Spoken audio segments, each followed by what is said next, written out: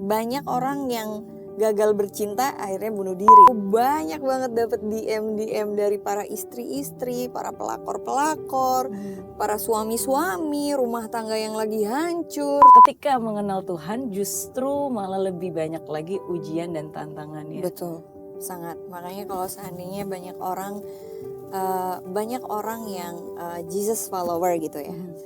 Kalau mereka belum ngalamin padang gurun, ya berarti belum benar-benar jadi Kristen gitu.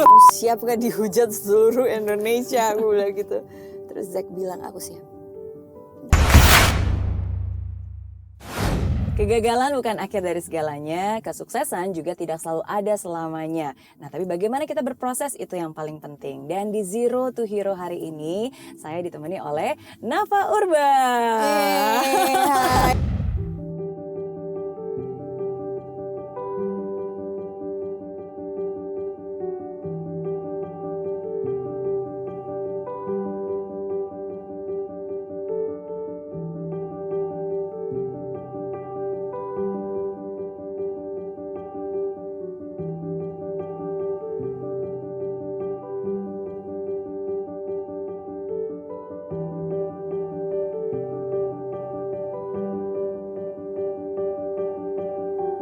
Akhirnya, ketemu sama Mbak Mary. Terima kasih banyak udah diundang. Aku yang thank you, Terima kasih banyak udah bisa ikutan ke sini. Yes, aku tuh udah kenal sama Mbak Nafa sejak 20 tahun yang lalu, tapi Mbak Nafa gak kenal aku. Serius?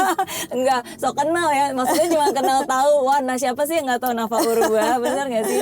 Apalagi kita tuh seumur, aku lahirnya juga tahun 80. Jadi aku masih ingat banget tuh zaman-zaman waktu pas lagi sekolah, SMP, SMA, terus kan itu semuanya lagunya Nafa Urba, terus di TV pun juga waktu itu sinetron Nafa Urba, apa debu Iya benar-benar kehormatan, debu, pertalian, benar. Iya, dan aku pikir wow gila nih orang hebat banget, usianya sama gitu kan, tapi udah banyak banget karyanya. Dan I think personally waktu itu pasti nggak mudah banget nih untuk di usia yang semuda itu dengan tanggung jawab dan kesibukan yang luar biasa dan menjadi sorotan masyarakat, bener nggak? Iya, aku sampai nggak punya waktu buat diri aku sendiri sih waktu itu, jujur aja. Kayak sekolah tuh kayak cuman ujian aja, terus abis itu harus keliling lagi Indonesia buat promosi album, terus abis itu pulang dari promosi album harus syuting sinetron, kayak gitu-gitu, syuting iklan.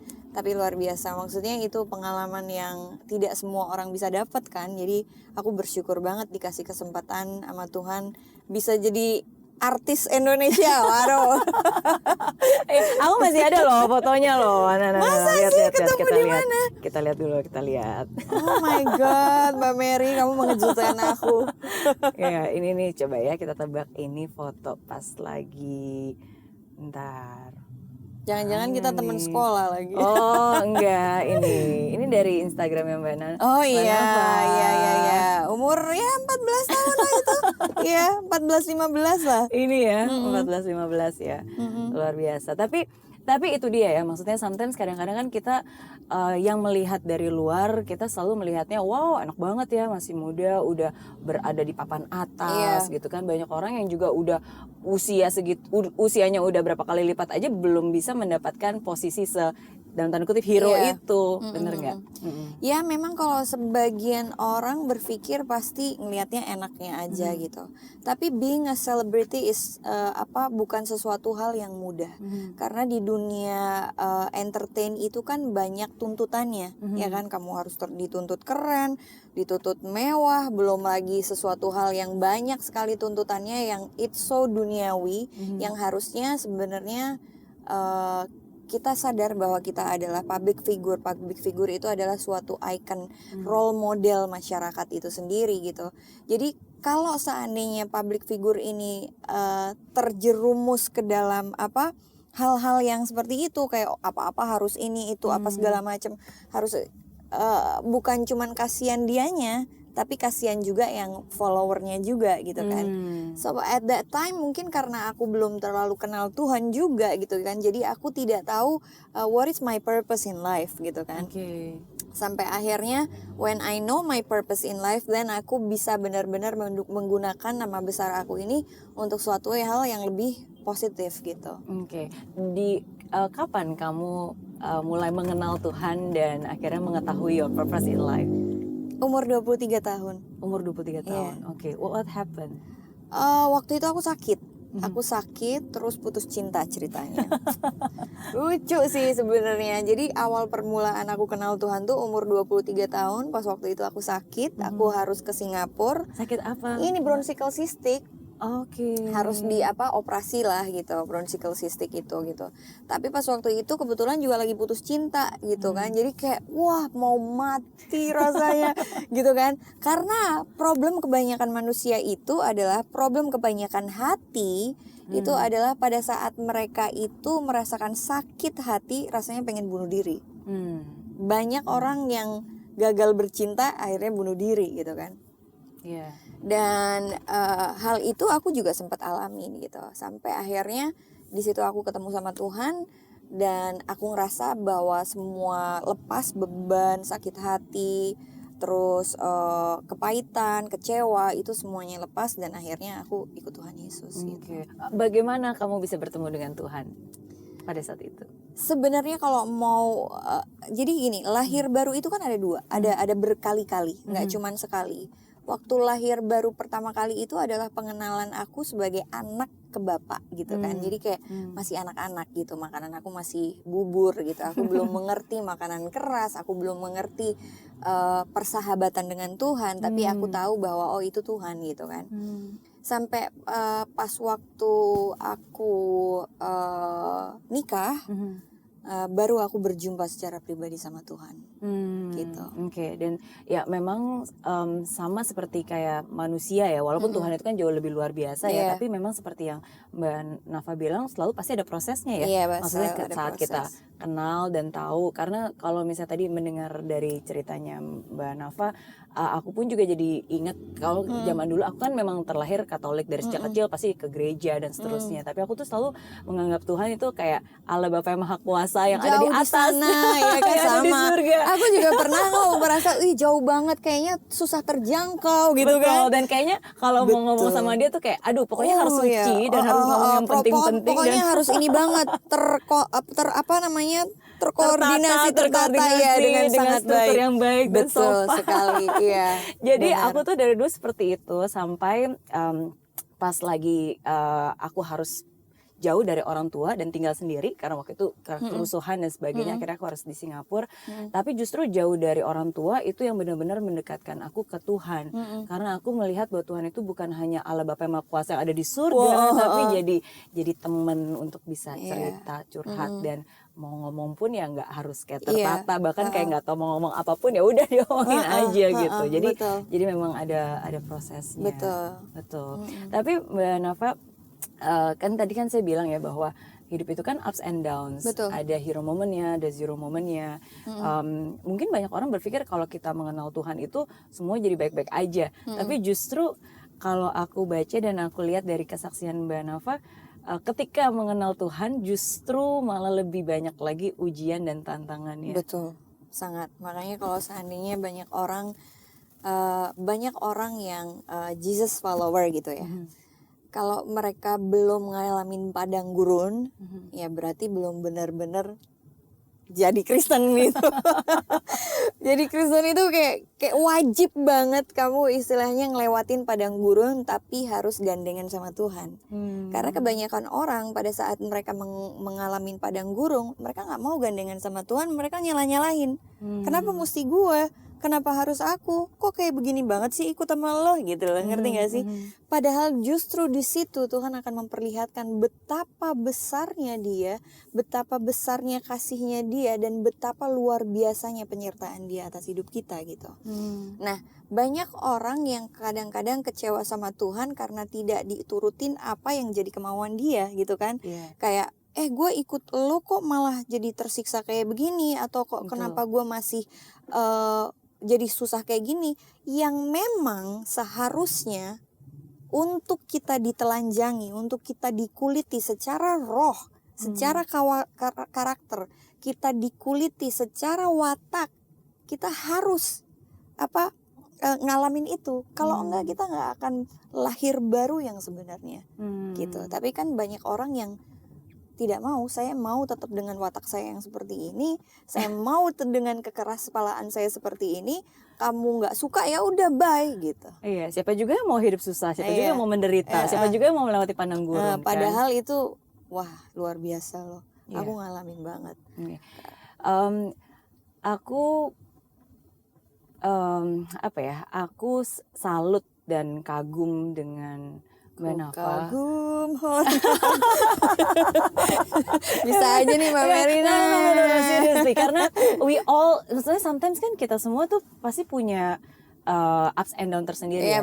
Dan kita kan nggak semuanya bisa diceritakan ke banyak orang juga. Dan nggak semuanya juga harus kita ceritakan. Tapi we all know, maksudnya yang nonton pun juga pasti tahu gitu. Tapi ketika Mbak Nafa bisa mau dan berani untuk menceritakan apa yang dialami, which I think is definitely not easy. Bahkan sebenarnya mungkin nggak ada manusia satu orang pun yang aku kenal yang bisa melakukan apa yang Mbak Nafa lakukan. Setelah bertahun-tahun ya. And that's amazing.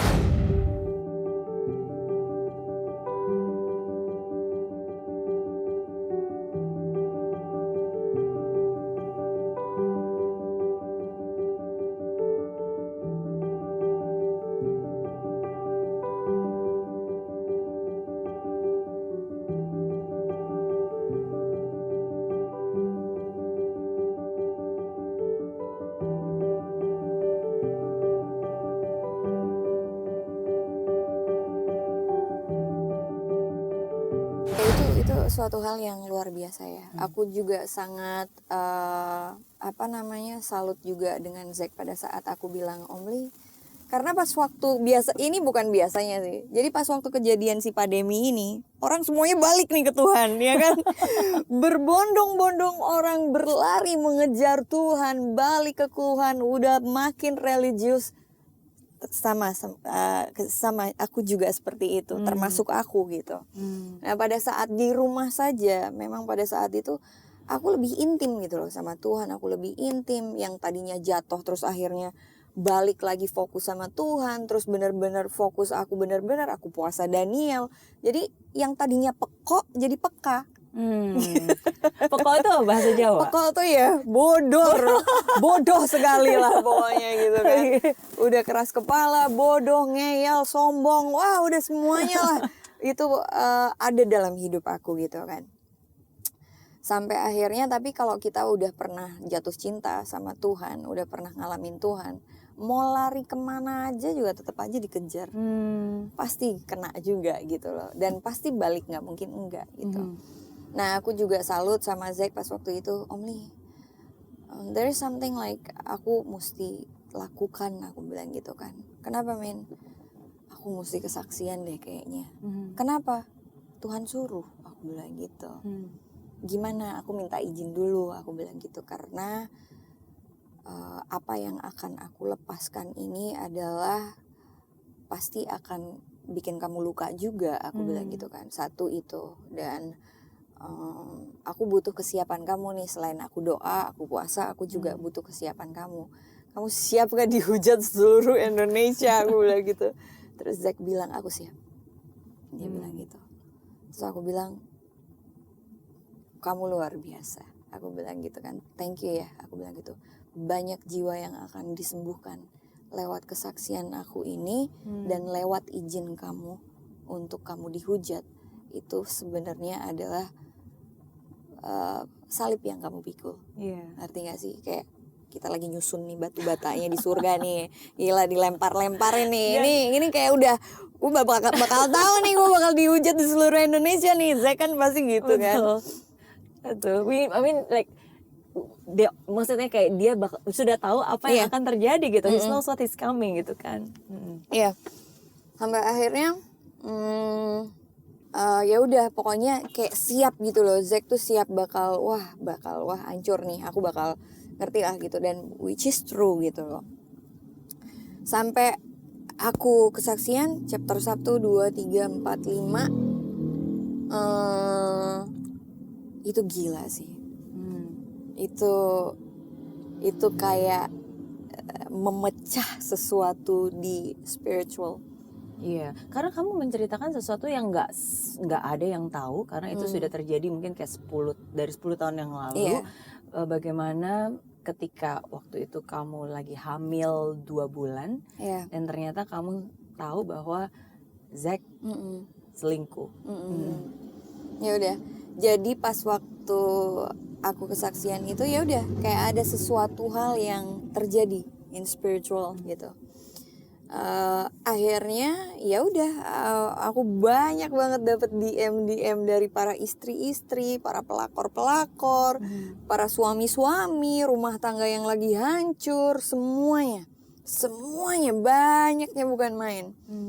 Jadi akhirnya di situ aku berdoa buat mereka gitu bahwa memberikan kekuatan karena mereka pengen tahu gimana caranya. Caranya sebenarnya semuanya udah ada gitu. Kadang-kadang suka kesel kan. Orang masih tanya caranya gimana. Caranya ada di chapter demi chapter gitu loh mbak gitu kan. Ibu caranya ada di chapter demi chapter. Oh iya bener gitu kan. Jadi pas waktu itu aku ya sebenarnya aku gak boleh punya respon hati seperti itu. Karena saking banyaknya. Akhirnya aku ditegur sama Roh Kudus. Layani dong. Karena aku melayani. Tuhan ngomong kayak gitu. Jadi satu-satu Mbak Mary tak layanin, DM-nya tak balesin satu-satu gitu. Kebanyakan sih anak-anak Tuhan juga kan yang lagi ngalamin hal yang kayak gitu. Iya. Zack putus sama pelakornya gitu. Zack pokoknya harus putus sama pacarnya. Zack harus balik. Aku tuh sampai cemburu Mbak Mary. Beneran aku cemburu sama Tuhan waktu itu. Karena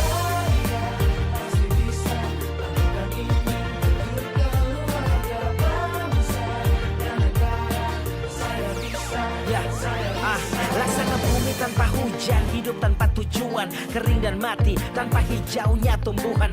Demikian kalau mimpi tak kunjung terjadi.